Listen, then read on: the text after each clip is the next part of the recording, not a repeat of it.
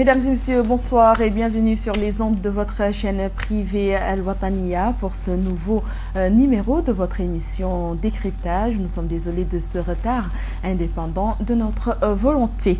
Biram Ouldada Ould-Abeid et 4 autres militants de l'initiative de résurgence du mouvement abolitionniste IRA ont été arrêtés mardi après-midi dans la région de Rosso, sud-ouest de la Mauritanie, pendant qu'ils menaient une campagne contre l'esclavage foncier. Ces activistes anti-esclavagistes sont accusés d'avoir porté atteinte à l'unité et à la cohésion nationale. Et pour parler de cela, je reçois ce soir M. Balla Touré, secrétaire général du parti RAG. M. Touré, bonsoir. Bonsoir. Merci d'avoir accepté notre invitation. C'est à moi de vous remercier. J'ai également sur ce plateau Kissima Toka, journaliste. Bonsoir. Bonsoir, merci d'être là. Merci. Baba Karnam, bonsoir. Bonsoir. Donc, mesdames et messieurs, avant d'entrer dans le vif du sujet, je vous propose de suivre avec nous ce reportage signé Fofana Issa. En effet, la gendarmerie nationale, on s'en souvient, a interpellé ce lundi le prix des Nations Unies pour les droits de l'homme. M. Biram Ould-Abeid, qui avait rallié la ville de Rosso afin d'accueillir la caravane initiée par son mouvement et soutenue par d'autres associations en vue de dénoncer, selon eux, l'esclavage foncier dont serait encore victime une frange de la population. Ont été interpellés en même temps que lui plusieurs de ses militants et certains membres influents de son précaré, dont Brahim Ould-Bilal, Djibi Sow et Daoud Boushaf. Encore retenu ce jour au niveau des services de police et de gendarmerie de la ville de Rosso, cette situation a donc suscité la tenue d'une conférence de presse ce matin de son bureau exécutif animé par M. Balla Touré, chargé des relations extérieures au sein du mouvement. Nous lui avons donc demandé de nous situer sur le contexte exact de cette interpellation dont les contours restent encore imprécis. Il partait à Dakar. Le président Biram, par exemple, hier, il devrait prendre l'avion pour aller en Europe. Il était sur son chemin. Il allait au Canada. Il partait de Dakar hier soir. Donc, il était sur son chemin. Mais puisqu'il se retrouvait à Rosso, nous avons profité de l'occasion. Mais il n'est pas venu, il était à Rosso. Et quand il est venu à nous d'ailleurs, il est libre de participer à quoi que ce soit. Il n'a insulté personne, il n'a levé la main sur personne, il n'a violé aucune loi. Et tout simplement parce qu'il est le président de l'IRA Mauritanie, on a jugé nécessaire de l'arrêter. On sait que dans pareil cas, l'opinion devient très regardante sur les conditions de rétention et sur les droits des prévenus retenus dans pareil cas, surtout quand il s'agit des leaders d'opinion de ce genre. Voilà ce qu'il nous en dit. Nos prisonniers qui sont à Rosso sont tenus, pour ce qui est des présidents Biram Ould-Abeid, de Brahim Bilal, Djibi Sow et de Daoud Boushaf, ils sont tenus à la compagnie de gendarmerie de la ville de Rosso. Mais nous recevons des informations qui nous parviennent de l'intérieur des lieux de détention.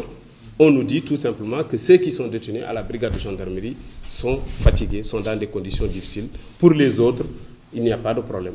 On a l'impression que parfois le mouvement flirte avec la provocation quand il demande à ses militants et sympathisants de prendre comme point de ralliement et de regroupement des endroits sensibles et névralgiques comme les ronds-points du Grand Marché, de la polyclinique ou de la mosquée marocaine, endroits pouvant facilement entraîner des débordements de foule. Il s'en explique. Nous faisons une manifestation pour faire savoir à l'opinion qu'il y a quelque chose qui se passe, pour dénoncer un fait. Nous n'irons pas l'organiser à Tarhil, nous n'irons pas l'organiser à la cité plage, nous l'organisons au centre de la ville pour que plus de Nouakchotois nous entendent, pour que plus de Nouakchotois nous voient. Il faut éloigner de vous l'idée que notre cible c'est le marché. Nous n'avons rien à voir avec le marché. Une image reste cependant scotchée au mouvement. Qui dit IRA pense souvent hystérie, irrationalité, voire casseur, et même réfractaire à tout dialogue civilisé, laissant donc des failles à certains amalgames. Il s'en défend. Nous, on a toujours parlé de dialogue entre les Mauritaniens. Nous avons toujours dit que nous avons une démarche pacifique. Nous avons toujours dit que l'objectif, c'est la préservation des droits humains des Mauritaniens. C'est la préservation des valeurs de citoyenneté chez les Mauritaniens. Notre objectif, ce n'est rien d'autre que cela. Et c'est cela qui anime le président Biram Ould-Abeid. Revenons donc à la situation actuelle. Si cette procédure de nature pénale suit son cours avec éventuellement une mise en examen pour trouble à l'ordre public ou incitation à la violence, quelles dispositions compte-t-il prendre? Nous en avons l'habitude. Ce que nous ferons, c'est que si jamais le dossier est transféré au parquet, nous allons nous défendre. Nous avons un peloton d'avocats qui sont prêts gratuitement à nous donner leur service. Donc, nous allons les défendre. Et chaque fois que Ira l'a fait, chaque fois que Ira s'est présenté à la barre avec ses avocats, nous avons eu toujours raison. Rappelons que le siège de l'initiative de résurgence des mouvements abolitionnistes a été fermé par les autorités depuis le mardi dernier. Monsieur Balatouré, pouvez-vous nous parler de cette caravane contre l'esclavage foncier? Oui, je voudrais d'abord vous remercier pour l'invitation et saluer les aimables téléspectateurs et tout simplement vous dire que nous avons organisé à partir du 7 novembre une caravane qui se veut une démarche contre l'esclavage foncier, mais aussi une démarche contre toutes les expropriations de terres et le refus des autorités à rendre à certains groupes de villages leurs terres spoliées. Donc nous sommes partis de Bogué le vendredi 7 novembre et nous nous sommes rendus en suivant les chemins de la vallée, nous sommes rendus à plusieurs villages. Et au préalable, nous avions déjà pris des contacts et identifié les villages. Et quand nous sommes arrivés dans ces villages, l'objectif numéro 1, c'était de s'enquérir de cette question foncière, de savoir la situation et de sensibiliser les populations sur ce qu'elles sont en train de vivre. Donc, cette caravane concerne les questions foncières qui sont de trois aspects, de trois natures. Il y a d'abord, comme vous l'avez tantôt dit, l'esclavage foncier. Il s'agit de ces centaines de milliers de Haratines, esclaves ou descendants d'esclaves, qui exploitent des terres depuis la nuit des temps. Leurs ancêtres ont exploité ces terres et ils n'ont jamais eu un droit de propriété sur ces terres. Ils sont dépendants des humeurs d'un pseudomètre qui, à tout moment, peuvent les dessaisir de ces terres, peuvent le déguerpir de ces terres. Et ça sert souvent comme moyen de pression politique sur ces populations haratines qui doivent choisir le bon camp et qui ne doivent pas léser les intérêts du maître. Donc, cela dit qu'il y a bien esclavage, mais de nature foncière. Il y a aussi un autre aspect. Ce sont ces villages le long de la vallée, sur des terres fertiles, où les populations vivent principalement d'agriculture, mais aussi d'élevage, qui ont des terres ancestrales. Certains villages sont centenaires, existent bien avant le XVIIIe siècle. Et ces terres et ces villages se retrouvent très souvent expropriés.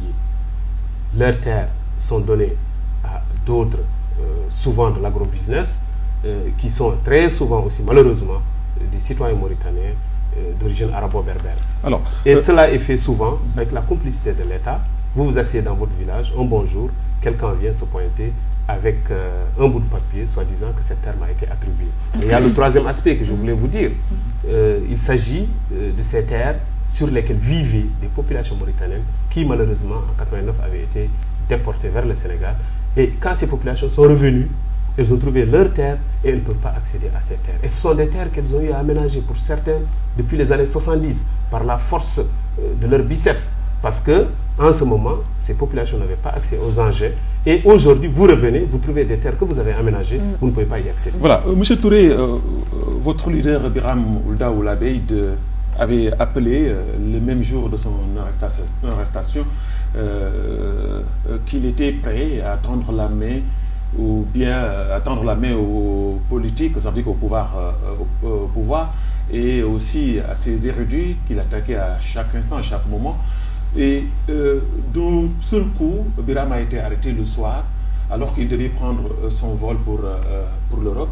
Est-ce qu'aujourd'hui, ce n'était pas une tentative de sa part pour essayer aussi de leurrer l'opinion publique? Non, ce serait alors tout simplement incompréhensible. Parce que, comme je le pense, Biram n'avait aucune idée de provoquer qui que ce soit.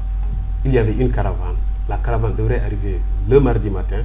Et Biram, qui avait quitté déjà Nouakchott, se retrouvait dans la ville de Rosso. Biram est venu, avant de continuer son chemin vers le Sénégal, est venu rencontrer la caravane. C'est là où il a été tout bonnement arrêté. Donc je pense que la réponse, il faut plutôt la chercher du côté des autorités.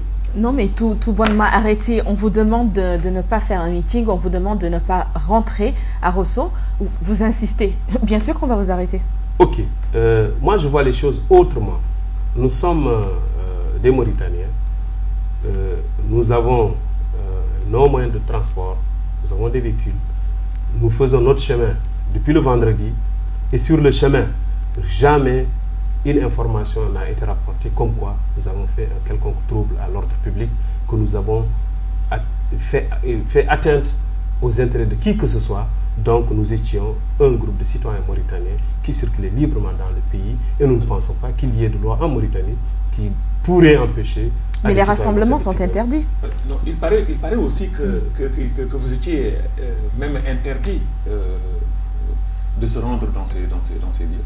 Ce que je vais vous dire, c'est qu'avant de quitter Nouakchott, 10 jours avant, le président du mouvement Kautal, Djibisso, avait adressé une lettre au ministère de l'Intérieur. Dans cette lettre, il était clairement dit l'objet de notre caravane. Et dans cette lettre était bien décliné notre itinéraire, les villages dans lesquels on allait se rendre et les jours dans lesquels on allait se rendre. L'objectif de cette démarche était de travailler en collaboration avec l'administration locale. Et il était demandé dans la lettre au ministère de l'Intérieur de bien vouloir transmettre cette lettre aux autorités au niveau... Cette lettre a été transmise au niveau local. D'abord, ça c'est un aspect. Nous avons pris le soin, par nos propres moyens, de faire parvenir cette lettre à tous les hakems qui devraient l'avoir. Donc c'est pour dire tout simplement qu'une organisation mauritanienne qui est reconnue écrit une lettre aux autorités mauritaniennes pour les informer d'une action, l'autorité pouvait, avant notre départ de Nouakchott, adresser une lettre. Les numéros de contact, les numéros de téléphone de contact étaient bel et bien mentionnés sur la lettre. Nous appeler, nous convoquer, ou convoquer l'expéditeur de la lettre pour lui signifier les limites de nos droits. Car je viens d'entendre qu'il nous est interdit de marcher dans la Mauritanie. Et alors, non, pas interdit de marcher dans la Mauritanie, ça ils ne l'ont pas dit. On vous a simplement demandé de ne pas faire ces meetings. Je voyage, je pars au Canada, Monsieur Kissima. Je pars au Canada, donc pourquoi ne pas continuer mon chemin et aller faire mon voyage? Qu'en pensez-vous de tout cela, Monsieur Diagana? Oui, en fait, il y a des faits qui se sont superposés. Vous venez de parler d'une sortie de Biram juste avant son arrestation. La veille. Oui, c'est la veille. Parce qu'en fait, je crois qu'il y a 2 jours de cela, moi j'ai eu un compte rendu de cette sortie-là, parce que je n'y ai pas assisté.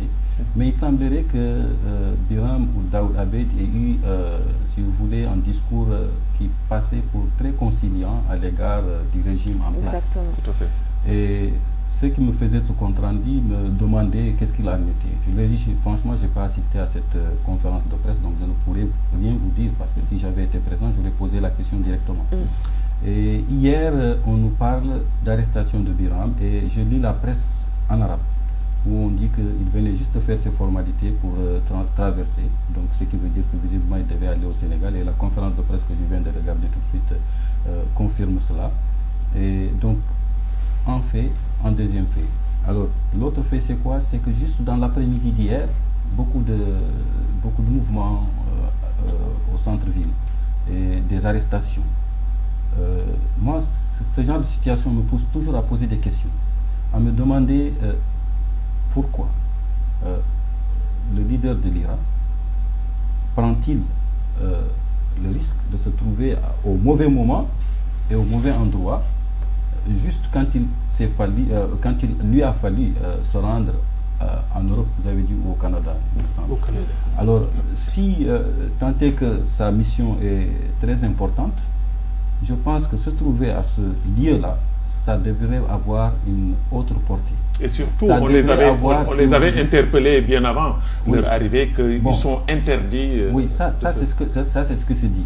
Mais de la part, en tout cas, de Biram Daoulabé, je me demande pourquoi a-t-il choisi d'être là juste au moment où il devait aller prendre un autre vol, compte tenu en tout cas du fait que si c'est une mission importante, il a pris en tout cas ce risque de se faire arrêter. Bon, ça c'est une question que je pose comme ça et la réponse pourrait se retrouver ça et là.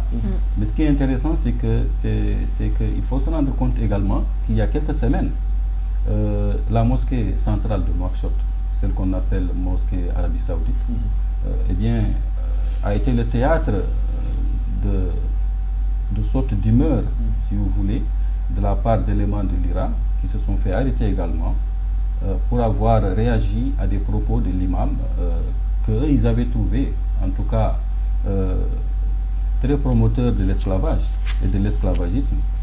Et ce qui est sûr, c'est qu'il se passe des choses dans ce pays auxquelles peut-être il faudrait être de plus en plus attentif, se poser des questions, essayer d'analyser un peu les contenus. Nous sommes dans un environnement qui est très fragile.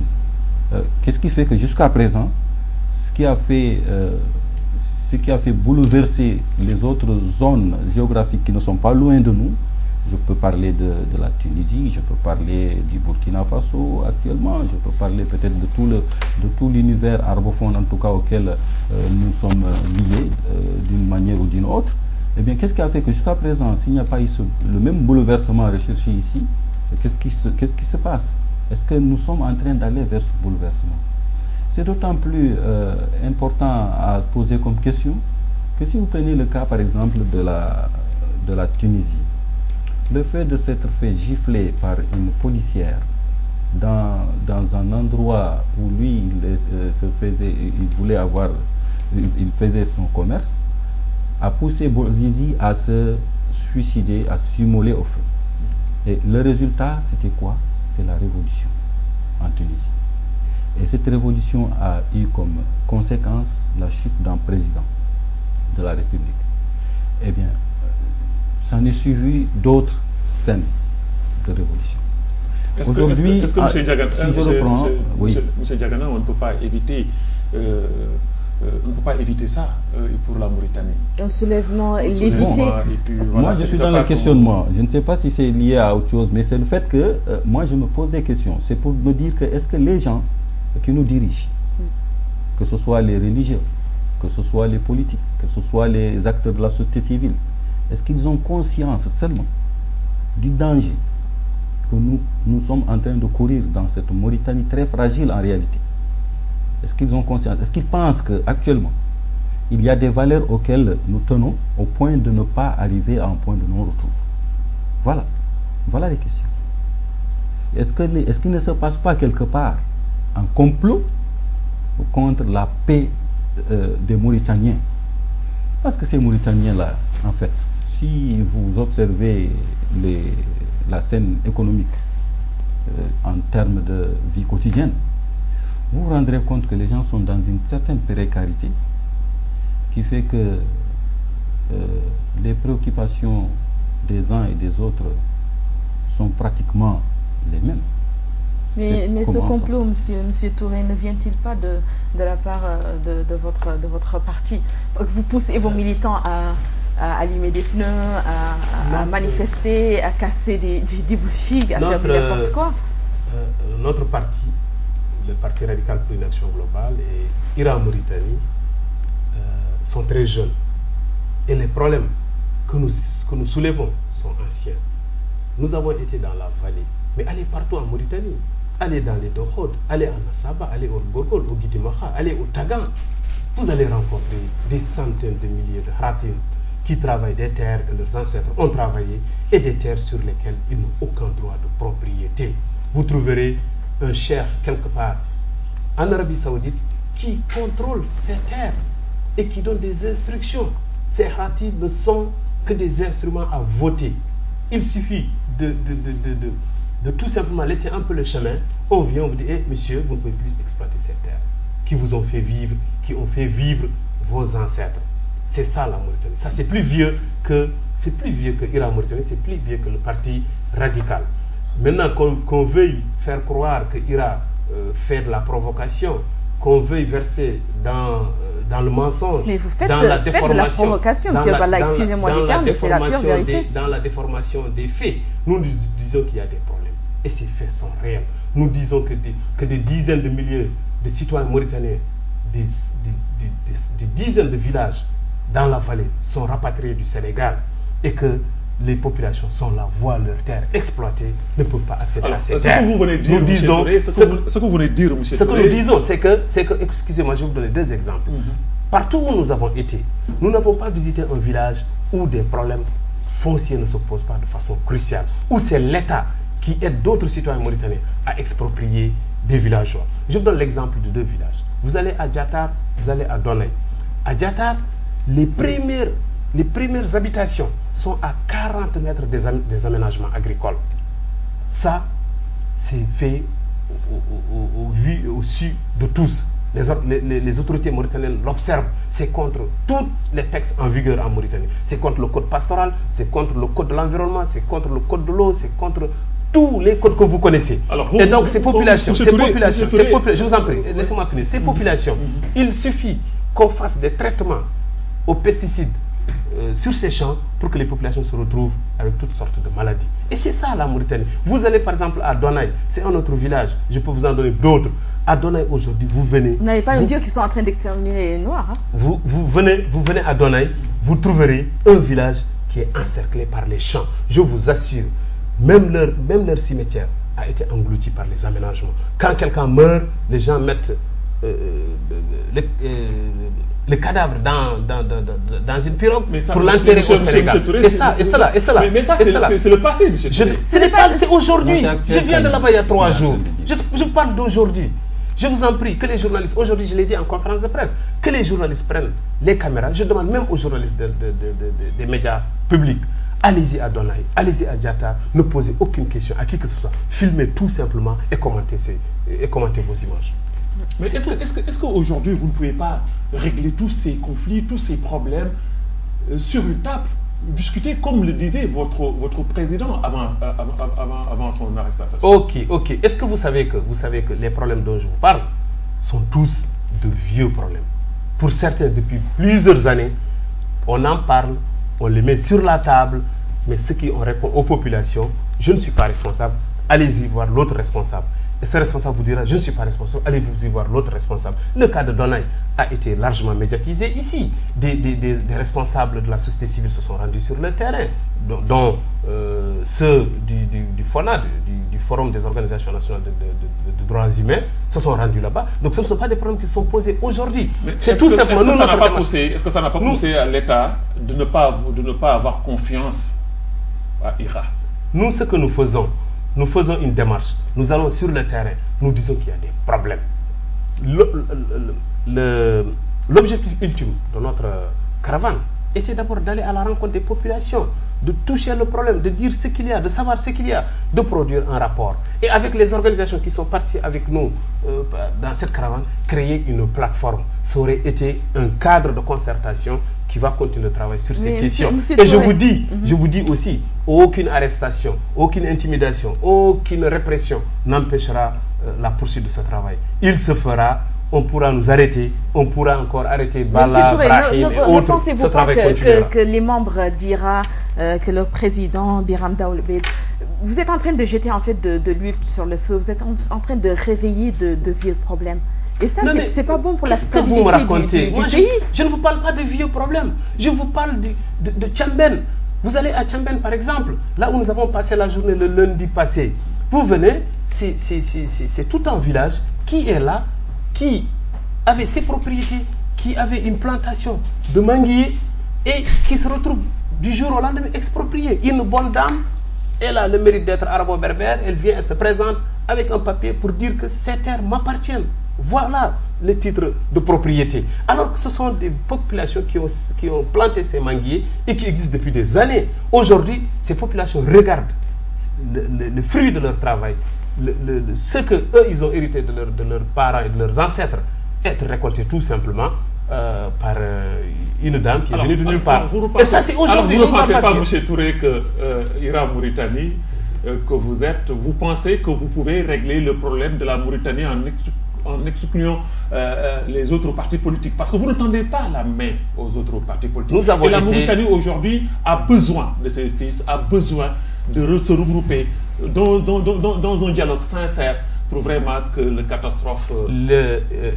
La question de cette caravane, nous l'avons préparée avec beaucoup d'autres organisations. Kautal était de la partie, il y avait MAPROM, il y avait Covisim, il y avait le collectif des veuves, il y avait la coordination Covir, il y avait bien d'autres organisations. Nous ne sommes pas seuls, nous ne sommes pas allés seuls. Nous ne sommes pas allés seuls. Nous ne pensons pas qu'à nous seuls, nous allons pouvoir régler tous les problèmes de la Mauritanie. Mais ce que nous disons, c'est qu'il y a des problèmes. Et quand Kissima Diagana disait tout de suite que quelque chose se passe, ça, il faut le dire aux autorités, que quelque chose se passe. Le mensonge et le déni et la diffamation ne sauraient être une méthode de gestion des affaires publiques. Est-ce que vous avez les nouvelles Est-ce que vous avez les nouvelles de vos leaders? Les nouvelles de nos camarades, nous venons de... Oui, mais attendez, je voulais juste quand même qu'on recentre un peu le débat. Parce qu'en fait, ce dont il est question aujourd'hui, c'est la question des terres. Parce que vous avez démarré votre émission en parlant de l'esclavage foncier. Ce sont des faits qui existent, comme il l'a dit, depuis très longtemps. Mais c'est à se demander jusqu'à quel degré ces questions ont été prises en charge du côté des autorités et du côté aussi des partis politiques, parce que vous leur demandez pourquoi ils ne les impliquent pas. En fait, un problème national, quand il n'est pas pris de la façon avec laquelle il doit être pris, donc au niveau national, on ne saurait reprocher à des organisations qui se constituent pour rendre justice, parce que c'est comme ça qu'il faut le dire, à des victimes, on ne saurait leur reprocher de ne pas impliquer. Ce n'est pas à eux d'impliquer la société politique. Parce que quoi qu'on dise, Biram aujourd'hui a eu une stature politique dès l'instant où il est passé deuxième aux élections. Même si c'est avec 9%, derrière le président qui s'est fait élire avec 82%. Aujourd'hui, c'est quelqu'un qui est passé devant tous les hommes politiques qui sont là depuis plus de 20 ans. Ce n'est pas à négliger. Donc il devient une personnalité politique, en même temps une personnalité droit de l'homiste. Si on fait une sorte de psychanalyse de la situation de ces questions-là, on se rendra compte que ils disaient qu'ils sont jeunes, mais c'est vrai. Mais on se rendra compte que l'organisation jeune qu'ils ont pu faire a été beaucoup plus dissuasive et même persuasive face aux autorités pour que certaines questions évoluent. Ce n'est pas à négliger. On pourrait parler par exemple du fait que les gens prennent mettent en place, si vous voulez, des agences, que les gens prennent des mesures. Aujourd'hui, on parle de plus en plus d'esclavage. Il y a beaucoup de colloques, de journées, de réflexions qui se font.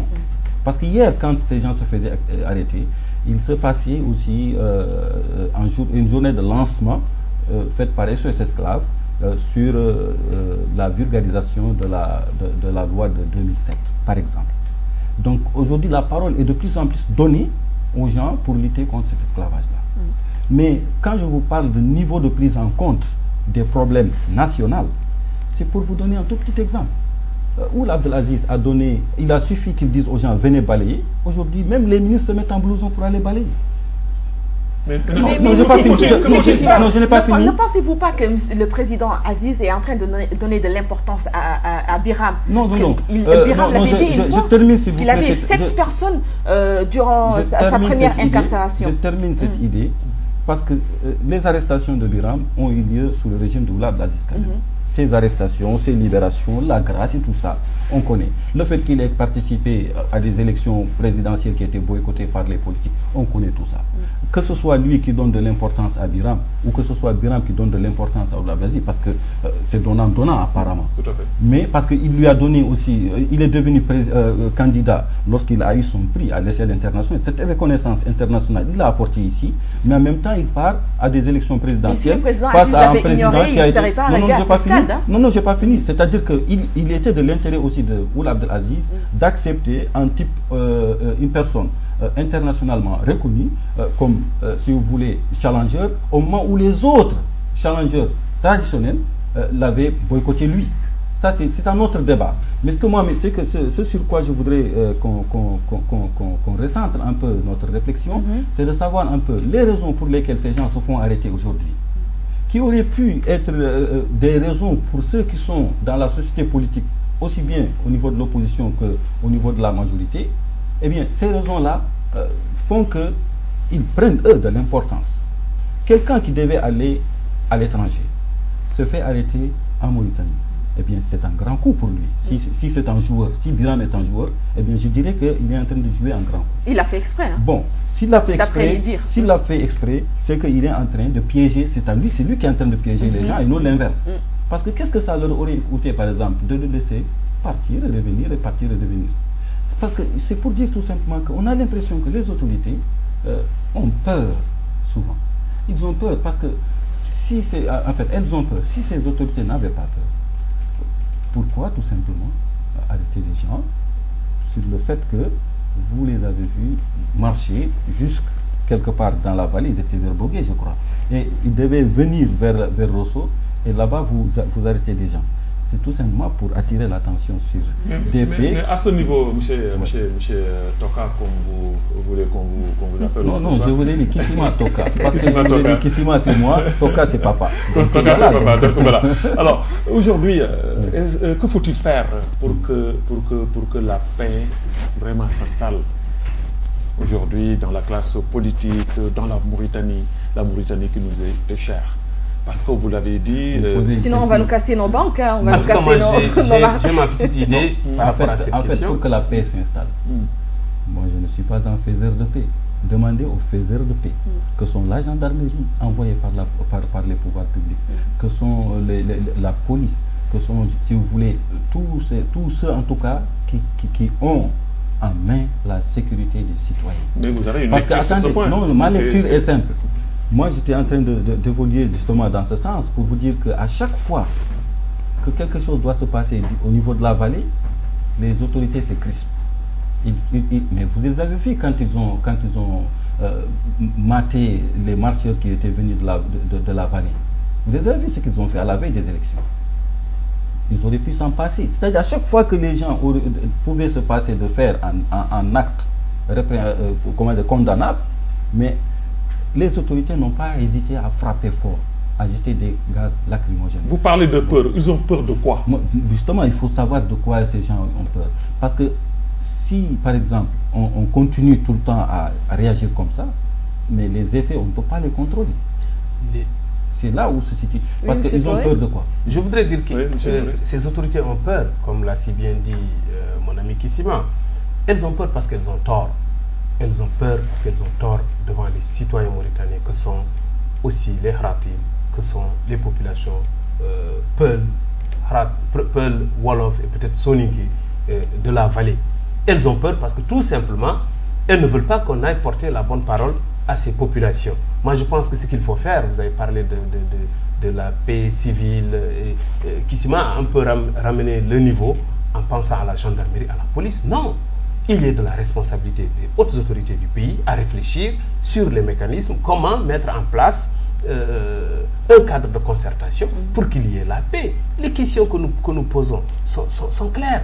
Moi, je suis très content quand j'entends le fameux imam Habib Rahman dans ses khutbahs condamner l'occupation des terres palestiniennes par Israël, mais de la même façon aussi, moi je voudrais dire non à l'occupation des terres de la vallée par des populations ou des éléments arabo-berbères venus de l'extrême nord ou de l'extrême est du pays. Tout simplement parce que ces agro-businessmen ont un titre que l'État leur a donné pour se faire attribuer ces terres. Allez-y dans n'importe quel village. Vous ne trouverez difficilement un Hartani, vous trouverez difficilement un Peul, dans les villages que nous avons visités, un Wolof qui détient plus de 20, 30, 40, 50 hectares.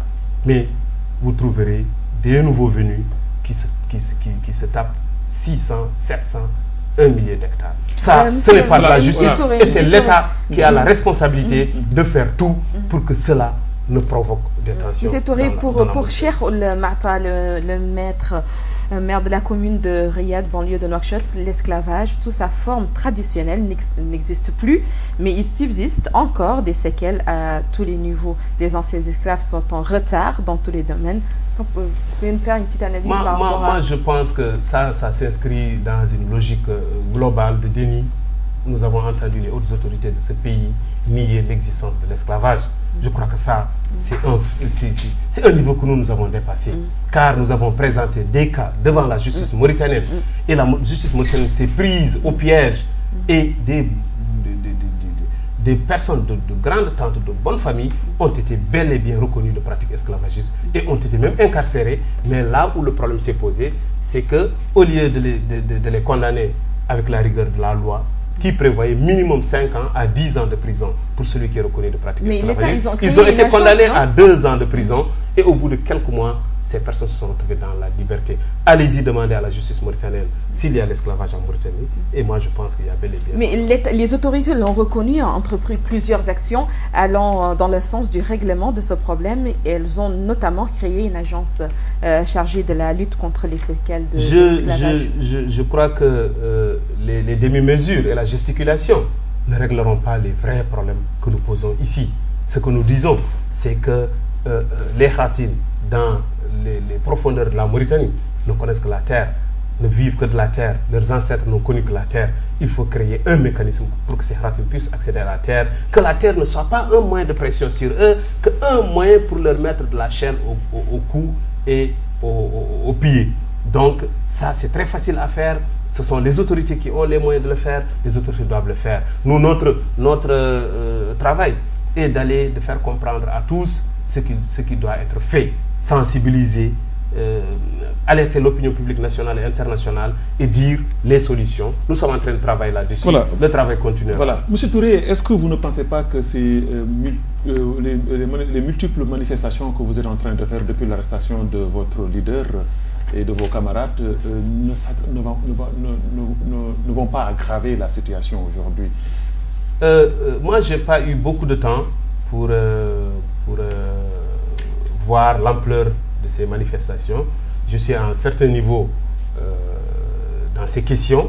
Donc les jeunes qui sont militants d'IRA, de façon spontanée, se retrouvent à des lieux de rassemblement. IRA, c'est une famille. Vous êtes là aujourd'hui. IRA, c'est une famille. Vous êtes là sur le plateau. Moi, je suis sur le plateau. Je ne suis pas dans la rue. Vous ne descendez pas dans la rue. Je ne suis pas Pourquoi dans vous ne la descendez rue. pas dans la rue? Je ne suis pas dans la rue tout simplement parce que depuis que je suis revenu de cette caravane, j'ai un travail à faire qui me prend beaucoup de temps et je le fais. Je ne condamne pas ceux qui descendent dans la rue de façon pacifique pour protester contre les agissements des autorités. C'est pas une façon pacifique, ils sont en train de jeter des pierres, ils sont en train de tout casser. Attendez, non, écoutez bien. Mais même s'ils ont jeté des pierres, il y a quelque chose de très logique. Il y a quelque chose de très logique dans les foules. C'est-à-dire que les foules qui réagissent à l'intérieur d'un pays politiquement bien structuré, eh bien ces foules ont une intention. Cette intention peut avoir été dictée ou elle peut être quelque chose qui émane spontanément des personnes qui se déplacent à l'intérieur de ces foules-là. Mais c'est que il faut, si vous voulez, déstabiliser un peu le fondement d'un pouvoir qui est en place contre lequel on se bat. Vous ne saurez demander à des gens qui sont, si vous voulez, les fans d'une personne, de ne pas réagir lorsque cette personne est arrêtée. Ça marche tout le temps. Lorsque quelqu'un comme Biram, par exemple, se fait arrêter. Ça marche tout le temps. Il faut observer. Depuis les événements d'Arafat où il s'est fait arrêter jusqu'à, je ne sais pas, toutes les autres étapes. Ça marche. Et tant que ça marche, c'est des moyens de pression sur le pouvoir. c'est pour faire, si vous voulez, un tapage médiatique. Parce que si ces gens n'avaient pas marché, vous n'auriez pas eu matière à couvrir pour les télévisions, par exemple. Mais ça veut dire que Biram le fait exprès, hein, en fait. Oui, de toutes les façons, donc, ça on peut le dire comme ça, on peut le dire comme ça. Mais ce qui est sûr, c'est que les réactions de ces foules donnent, si vous voulez, une dimension médiatique aux faits. Et cette dimension médiatique, elle peut aller loin, elle peut avoir des effets. Je vous ai dit que moi, la question que je me pose, c'est comment quelqu'un comme Biram qui s'apprêtait à partir à l'étranger, certainement pour une mission importante, a pris le risque de se trouver au mauvais endroit et au mauvais moment, a pris le risque de se faire arrêter. Et sachez que jusqu'à présent, on ne nous a pas dit qu'ils ont été libérés, lui et ses compagnons. Et sachez que cette information est passée à l'international. Sachez qu'il est question d'une personne aujourd'hui qui peut se glorifier d'être le prix des droits de l'homme des Nations Unies. Quelqu'un qui a eu aussi un prix en Allemagne. Quelqu'un qui a été candidat au prix Nobel. Mais il peut jouer avec ça. Vous dites qu'il fait exprès. Mais c'est de bonne guerre. Parce que quand on est dans ce genre de position, eh bien, il ne nous est plus demandé d'être loyal à l'égard du pouvoir qui est en place. Parce qu'on peut se dire que ce n'est pas ce pouvoir qui est en place qui m'a donné ce prix. Ce n'est pas ce pouvoir qui est en place qui m'a donné cette dimension internationale. Et pourtant, il peut lever de la logique. Mais c'est lever de la logique politique, par exemple. C'est clair. C'est important pour lui. Eh bien, de faire bouger les masses. Mais que répondez-vous à ceux qui disent que Biram a vendu la Mauritanie, a vendu la peau des Mauritaniens pour être privé? Si à chaque fois on ramasse Biram à la petite cuillère, au finish ils vont le laisser croupir en prison. Ce que je voudrais vous dire tout simplement, c'est que c'est peu connaître Biram et ce que représente Iran-Mauritanie. Iran-Mauritanie, ce n'est pas une histoire d'homme, c'est une idée. L'idée a été posée. Biram, moi quand je suis venu à ses côtés, j'ai trouvé 5 personnes avec lui quand je suis venu arriver. C'était 7, hein? Il nous avait dit 7. Il avait dit. Quand je suis venu adhérer, quand je suis venu adhérer à IRA.